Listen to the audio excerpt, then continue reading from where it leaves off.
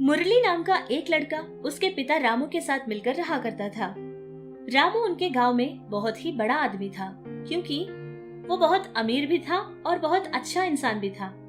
उनकी जिंदगियों में किसी चीज की कमी नहीं होती थी।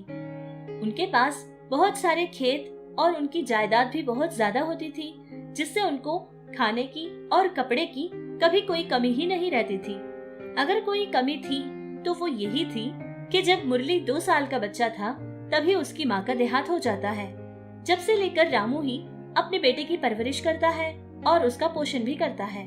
रामू की एक माँ थी जिसके पास ही मुरली बड़ा होता है। जब तक वो ठीक होती थी उसका सारा पालन पोषण उसकी दादी ही किया करती थी, लेकिन अब वो बहुत ज्यादा बूढ़ी हो गई थी, जिससे उसकी तबीयत खराब होने लगी। एक दिन की बात है कि वो अपने बेटे रामू को उसके पास बुलाती है और उससे बात करती है। बेटा रामू, मुरली के लिए ना मैंने बहुत सोचा था, लेकिन अब मेरी तबीयत भी ठीक नहीं रहती बेटा। बार बार मेरी तबीयत खराब हो जाती है। लड़का बहुत छोटा है ना, मैं जब तक ठीक रहती थी उसका सारा का सारा काम मैं ही संभाल लिया करती थी, लेकिन जैसे ही मेरी तबीयत खराब होती है बेचारे का ख्याल नहीं रख पाती। बेटा मेरी मान ले, किसी अच्छी सी लड़की से शादी कर ले बेटा। अभी हमारा मुरली बहुत छोटा है ना, उसको किसी इंसान की जरूरत है। अब मेरा क्या है, पता नहीं कब भगवान के पास चली जाऊंगी। जल्दी से तू एक अच्छी सी लड़की से शादी कर ले, बच्चे को माँ मिल जाएगी। रामू की माँ की ये बात सुनकर रामू भी इस बात के लिए हाँ कहता है और फिर उन्हीं की खेती में काम करने वाली देविका नाम की एक लड़की से रामू शादी कर लेता है। शादी के बाद कुछ समय के लिए तो सब कुछ उनके बीच ठीक ठाक चलता था, लेकिन कुछ सालों के बाद देविका के यहाँ भी 2 लड़के पैदा हो गए थे। अब देविका के अंदर थोड़ा सा बदलाव आ जाता है, क्योंकि वो मुरली को अपने आप से दूर रखती थी, अपने दोनों बच्चों को प्यार देती थी और मुरली को अपने आप से दूर रखा करती थी। धीरे धीरे मुरली की आदत देविका से पूरी तरह से दूर ही हो जाती है।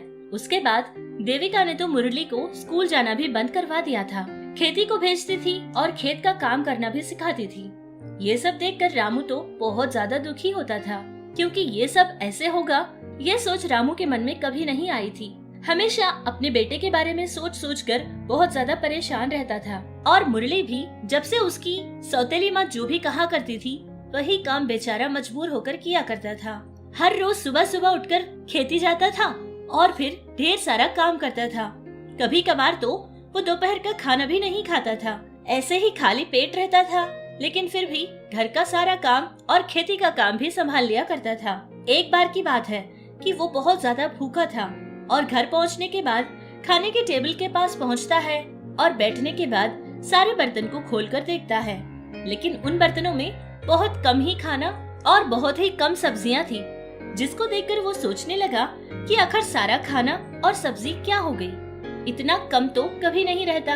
वो बैठकर सोच ही रहा था कि इतने में वहाँ उसकी सौतेली माँ यानी कि देविका पहुँचती है और उससे कहती है, अरे मुरली, मैं बताना भूल गई थी, आज की सब्जियां बहुत मजेदार थी ना, इसीलिए तेरे दोनों छोटे भाई बहुत पसंद से सारा का सारा खत्म कर चुके। गलत मत मानना, जो कुछ बचा है उसी से आज के लिए अपना पेट भर ले। छोटे बच्चे थे, ज्यादा खा लिए। अरे नहीं माँ, ये आप क्या कह रही हैं?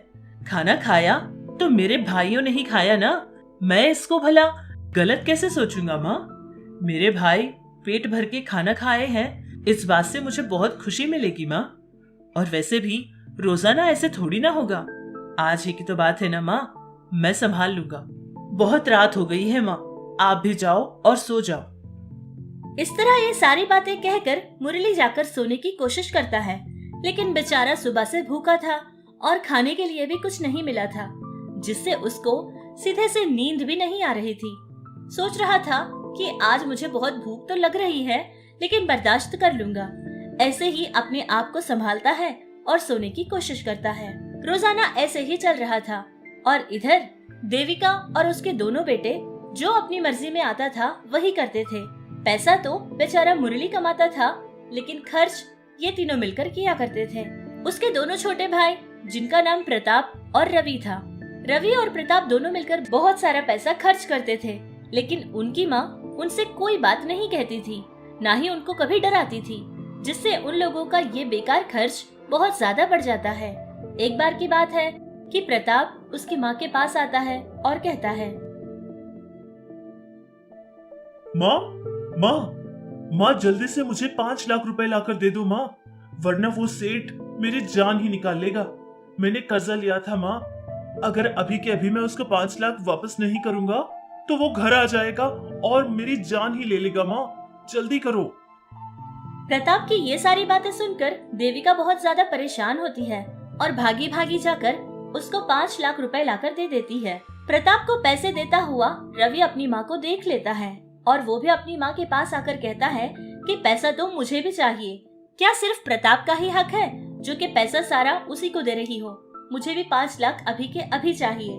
रवि की ये बात सुनकर देविका अपने बेटे प्रताप और रवि दोनों से इस तरह से कहती है, प्रताप, रवि, ये क्या खर्च है तुम्हारा?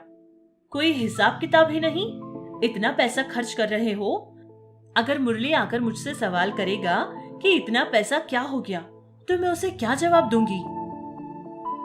अरे माँ, ये सारी बेकार की बातें छोड़ो।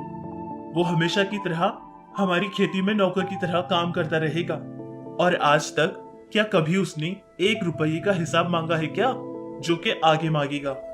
नहीं माँ, अब तुम्हें एक फैसला लेना ही पड़ेगा।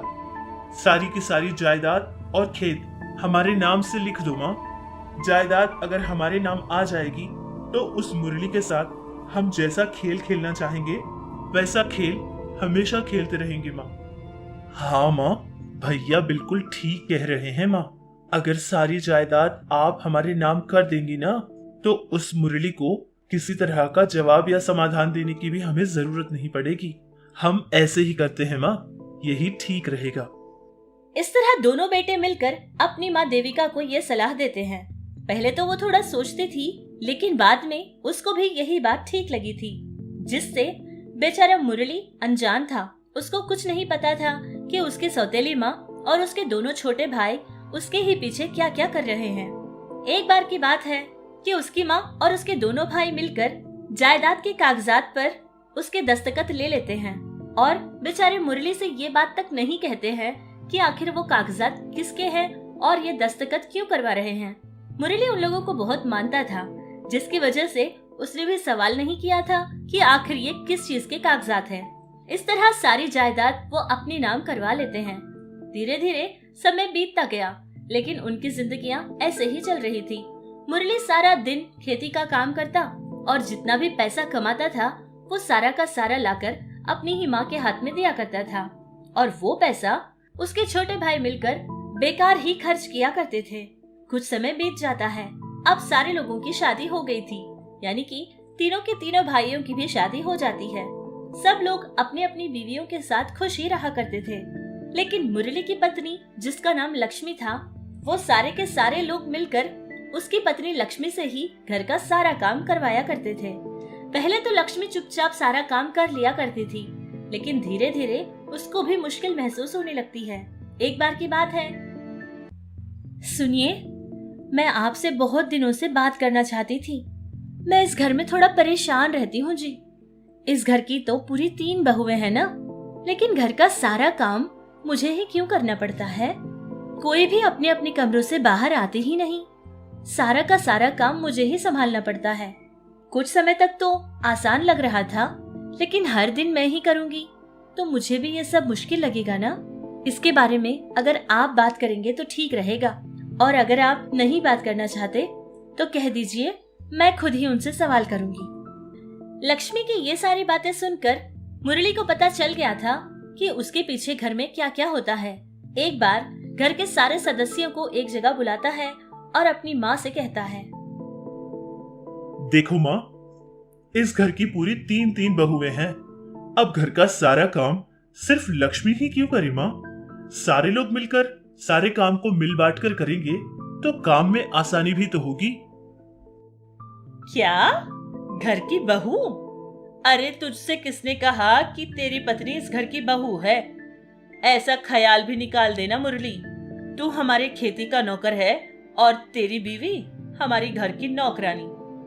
अब ज्यादा मालकिन बनने की कोशिश मत करना। हाँ माँ, ये आप कैसी बातें कर रही हैं माँ? मैं आपके खेती का नौकर और मेरी पत्नी घर की नौकरानी? माँ, मुझे कुछ समझ नहीं आ रहा है माँ। आप ये सब कैसे कह रही हैं?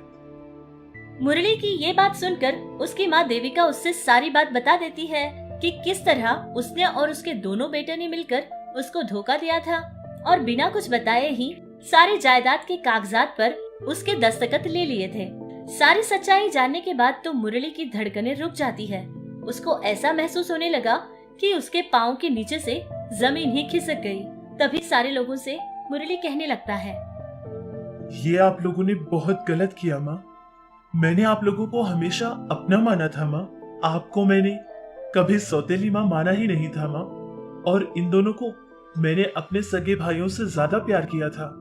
लेकिन आप लोगों ने मेरे साथ ही इतना बड़ा धोखा किया, ये तो मैंने सपने में भी नहीं सोचा था माँ। लेकिन कोई बात नहीं, मैं बचपन से ही मेहनती हूँ माँ।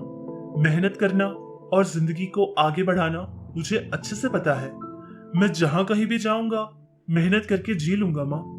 लेकिन आप लोगों से मैं एक विनती करूंगा, ये जो कुछ भी आप लोग आज खर्च कर रहे हैं ना, ये सब कुछ मेरे पिताजी की मेहनत है। कृपा करके इसको बेकार में मत खर्च कीजिए। चलता हूँ माँ। चलो लक्ष्मी, अब यहाँ हम और नहीं रहेंगे। इस तरह ये सारी बात परिवार वालों से कहने के बाद अपनी पत्नी लक्ष्मी को लेकर मुरली घर से निकल जाता है और एक छोटा सा घर किराए पे लेकर रहने लगता है। अब मुरली काम तो करता था, लेकिन उनके खुद के खेत में नहीं बल्कि किसी दूसरों की खेती में जाकर वो काम करता था और पैसा कमाता था। कुछ समय ऐसे ही गुजर गया था। मुरली और उसकी पत्नी लक्ष्मी एक दूसरे के साथ बहुत खुश होकर जीने लगे। कुछ समय के बाद देविका मुरली के पास आती है और फिर घर की सारी समस्या बताती है। कहती है कि दोनों बेटों ने उसकी सारी की सारी जायदाद हड़प ली और घर में जो कुछ भी था वो सारा का सारा लेकर अपनी अपनी पत्नियों के साथ घर छोड़कर चले गए। मुझे किसी ने अपने साथ नहीं लेकर गए। मैं अकेली रह नहीं पा रही हूँ। इसीलिए मुझे अब जाकर पता चला कि तू कितना अच्छा बेटा था, लेकिन मैंने तुझे कभी नहीं समझा। इसीलिए मैं बहुत शर्मिंदा हूँ और मैं अपनी गलती की माफी तुझसे मांगती हूँ। बेटा, तू मेरे साथ रह जा। ये बात सुनकर मुरली तो पिघल ही गया था, क्योंकि मुरली अपनी माँ से बहुत ज्यादा प्यार करता था। उसको मना नहीं कर पाता है और फिर देविका के साथ मिलकर उनके पुराने घर अपनी पत्नी को लेकर पहुँच जाता है। घर पहुँचने के बाद देविका मुरली के पास आती है और उसके हाथ में एक पुराना सा बर्तन भी था, जिसको मुरली को देते हुए उससे ये बात कहती है, बेटा मुरली, ये ना कोई मामूली बर्तन नहीं है। ये एक जादुई बर्तन है बेटा। इसका नाम ही जादुई बिरयानी बर्तन है और ये बर्तन मुझे तेरी नानी ने दी थी। तेरे पिता से मेरी शादी होने के बाद इसको इस्तेमाल करने की जरूरत मुझे कभी नहीं आई थी बेटा, क्योंकि तेरे पिताजी मेरा बहुत ख्याल रखते थे।